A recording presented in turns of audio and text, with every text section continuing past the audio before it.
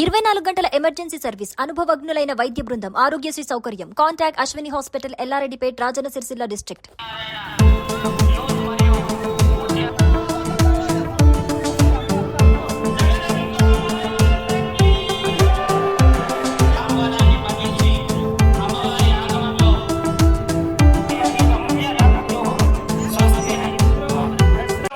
ఊరు వాళ్ళు అర్థం చేసుకోండి, ప్రతిరోజు అమ్మవారిని దర్శించుకోండి.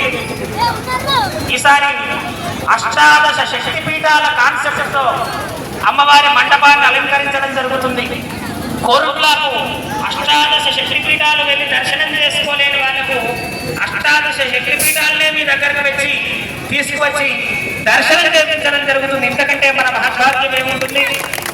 ఈ విధంగా వినూత్నమైనటువంటి కార్యక్రమాలతో అమ్మవారిని రంజింపజేసే విధంగా కార్యక్రమాలు పెట్టుకున్నందుకు పుర ప్రముఖులందరూ కూడా, ఎందుకంటే ఇది ఒక కులానికి సంబంధించిందో సంఘానికి సంబంధించిన ఉత్సవం కాదు, ఊరికి సంబంధించిన ఉత్సవం కాబట్టి ఊరందరూ వచ్చి అమ్మవారిని దర్శించుకొని అమ్మవారి సేవలో పాల్గొనాలని ఆహ్వానాన్ని మన్నించి అమ్మవారి ఆగమనంలో పాల్గొనడానికి వచ్చిన కోరుట్ల నియోజకవర్గం శ్రీలం వేణుగోపాల్ గారు, అలాగే కుప్పాల ప్రభాకర్ గారు, అలాగే కోరుట్ల, అలాగే నాగభూషణ గారు, ఇంకా ఇక్కడ ఉన్నటువంటి తాజా మాజీ కౌన్సిలర్లు, నాయకుల్ని అమ్మవారి వేదిక మీదకి రావాల్సిందిగా ఆహ్వానిస్తున్నారు.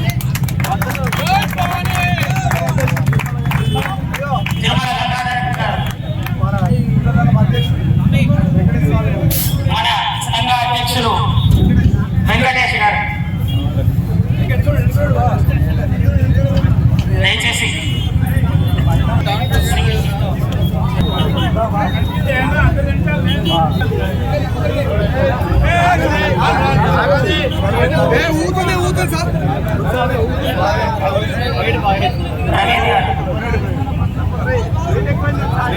దయచేసి ఇంకా ఎవరి ఇబ్బంది పడకండి. వేడి పడి ఊగుతున్నది. ఈ కార్యక్రమం మనందరినీ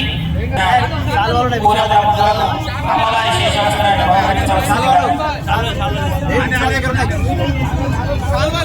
విశాఖ సభ్యులను, అలాగే యూత్ సభ్యులను ముందు వారి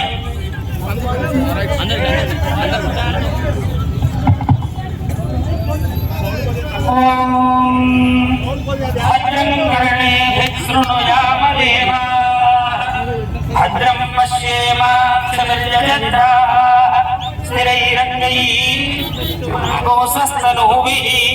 యశేమ దేవహితం యదప్యుః స్వస్తి ఇంద్రో వృద్ధశ్రవః స్వస్తి నః పూషా విశ్వవేదాః. సోదరులకు సోదరిమణులందరికీ కూడా అమ్మవారి ఈరోజు లభించడం జరిగింది. మన పట్టణంలోనే ఇది మొదటి విగ్రహం. మొదటిసారి ఈ కార్యక్రమాన్ని చేస్తున్న శ్రీ లక్ష్మీనారాయణ యూత్ అధ్యక్షులకు, అసోసియేషన్కు, అదేవిధంగా 23, 24 వార్డులకు చెందిన సోదరులకు, సోదరీమణులకు, వాళ్ళు కాకుండా వివిధ వార్డుల నుంచి వచ్చిన పట్టణ ప్రజలందరికీ కూడా నమస్కారం తెలియజేస్తూ, చాలా చక్కటి కార్యక్రమం. మరి నవరాత్రులు సందర్భంగా ఈరోజు మరి నా చేతుల మీద విగ్రహ ఆవిష్కరణ చేయించడం నేను అదృష్టంగా భావిస్తా ఉన్నాం. తప్పకుండా రాబోయే రోజులలో కోరుట్లకు మంచి భవిష్యత్తు ఉంటుంది. పట్టణం కూడా పెద్దగా విస్తీర్ణిస్తూ ఉన్నది. అందులో భాగంగానే మరి ఇవాళ ప్రజలందరూ కూడా మరి దుర్గమ్మను ప్రతి వార్డులో కూడా ఎంతో మంది నవరాత్రులు చేసుకుంటా ఉన్నారు. నేను అన్ని వార్డులు కూడా సందర్శించి మరి అమ్మవారి దీవెనలు మన కోరుట్ల నియోజకవర్గ ప్రజల మీద, కోరుట్ల పట్టణ ప్రజల మీద ఉండాలని కోరుకుంటూ మరి మీ అందరికి ఒకటి ఈ శుభ సందర్భంగా ఒకటి తెలియజేస్తా ఉన్నాం. ఆనాడు మరి ఇక్కడ ఉన్న వేదిక మీద ఉన్న కోరుట్ల పట్టణ కౌన్సిలర్లతో పాటు ప్రముఖ నాయకులతో పాటు మరి ఇక్కడ బాలరాజు గారు కోరుట్ల పట్టణానికి క్రీడలకు సంబంధించి ఒక స్టేడియం కావాలని చెప్పినప్పుడు ఒక పెద్ద 5 ఎకరాల స్థలంతో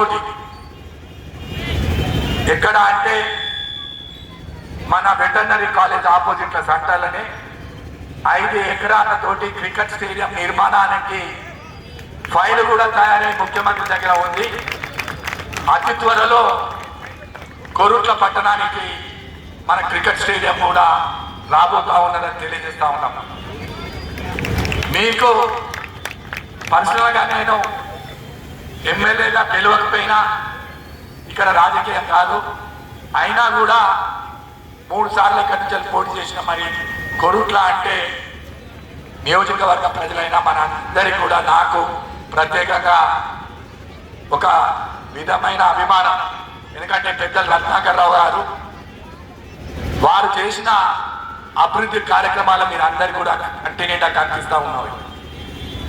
అదే విధంగా నా వంతు ప్రయత్నం కూడా కోరుట్ల పట్టణానికి అభివృద్ధి పదంలో ముందు ఉండాలనే విధంగా నా వంతు ప్రయత్నం చేస్తా అని మీ ప్రజలందరూ కూడా తెలియజేస్తూ మరి దుర్గమ్మ గారి ఆశీస్సులు మనందరిపై, మన ముఖ్యంగా కోరుట్ల పట్టణ ప్రజలపై, నియోజకవర్గ ప్రజలపై అందరి మీద ఉండాలని కోరుకుంటూ మరి ఇంత చక్కటి కార్యక్రమాన్ని నిర్వహించిన మరి బాలరాజు గారికి, ఎస్ఎల్ఎన్ యూత్కు, వాళ్ళ అధ్యక్షులకు, సంఘ సభ్యులకు, మరి